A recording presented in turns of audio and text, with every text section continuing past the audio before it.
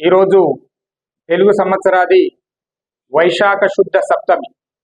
ప్రతి సంవత్సరం వచ్చేటువంటి వైశాఖ శుద్ధ సప్తమి రోజు శ్రీ శ్రీ శ్రీ భగీరథ మహర్షి జయంతి ఉత్సవాలు మొత్తం దేశవ్యాప్తంగా జరుపుతూ ఉంటారు.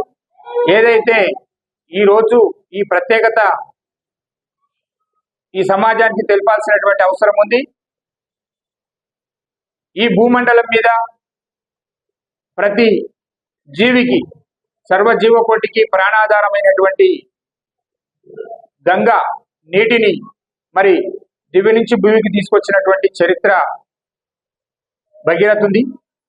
ఈ మొత్తం భూమండలం మీద ఒంటి కాలుపై వేల సంవత్సరాలు తపస్సు చేసి పరమశివుణ్ణి ఒప్పించి మెప్పించి మరి గంగమ్మ తల్లిని భూమికి తీసుకొచ్చినటువంటి చరిత్ర. అట్లాంటి గొప్ప చరిత్ర కలిగినటువంటి భగీరథుని యొక్క వారసులుగా ఈరోజు సగరులం, మేము ఉప్పరులం, తెలంగాణ, తెలుగు రాష్ట్రాల్లో, దక్షిణాది రాష్ట్రాల్లో ఉన్నటువంటి పెద్ద సంఖ్యలో ఉన్నటువంటి మేము కులవృత్తి మీద నిర్మాణ కార్మికులుగా 90% మందిని ఈరోజు కూడా నిర్మాణ రంగం మీద ఆధారపడినటువంటి సగరులము. మరి మా యొక్క చరిత్ర గొప్పది. భగీరథుని వంశం, శ్రీరాముని యొక్క వారసులం చెప్పుకోవడానికి పేరు గొప్ప ఊరు దిబ్బ అన్నట్టుగా మా చరిత్ర ఉంది.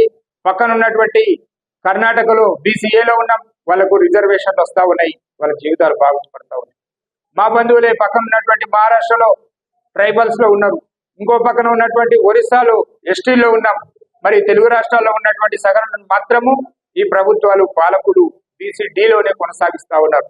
1986లో NT రామారావు గారు మా యొక్క కులాన్ని వీళ్ళు జీవన స్థితిగతులు మెరుగుపడాలంటే వీళ్ళు BCDలో ఉండడం కారణంగా వీళ్ళకి రిజర్వేషన్లు ఏది రావడం లేదు, కాబట్టి వీళ్ళను BCAలో మార్చాలని చెప్పేసి అప్పుడు ఉన్నటువంటి అనంతరామన్ కమిషన్, BC కమిషన్ ఏదైతే ఉందో మురళీధరరావు కమిషన్ వాళ్ళు ఇచ్చినటువంటి రిపోర్ట్ ఆధారంగా NT రామారావు గారు ముఖ్యమంత్రిగా ఉన్నటువంటి ప్రభుత్వము 1986లోనే మమ్మల్ని BCAలో కలిపారు.